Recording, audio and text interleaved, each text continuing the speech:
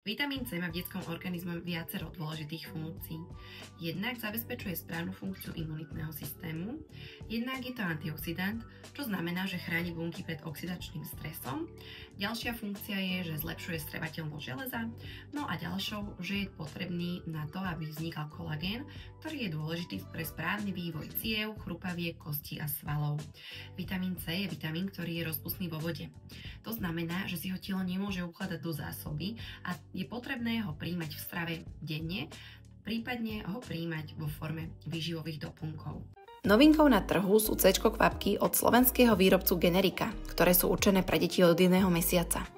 Ako jediné kvapky na trhu obsahujú vitamín C spracovaný pomocou patentovaného procesu mikroenkapsulácie, čo prináša viaceré výhody ako postupné uvoľňovanie vitamínu C, čo zabezpečuje jeho výbornú vstrebateľnosť. Ďalej je šetrný k žalúdku, minimalizuje senzibilizáciu žalúdočnej steny a takto spracovaný vitamín C maskuje chuť, potlača kyslosť a výsledný produkt má tak výbornú chuť, čo nám mamičkám uľahčuje podávanie. Prípravok je schválený hlavným odborníkom Ministerstva zdravotníctva pre pediatriu a neobsahuje konzervačné látky, farbivá, umelé sladidlá, lepok ani laktózu. Koľko február bol dosť ťažký aj pre našu rodinu, tak je už skoro celý minutý.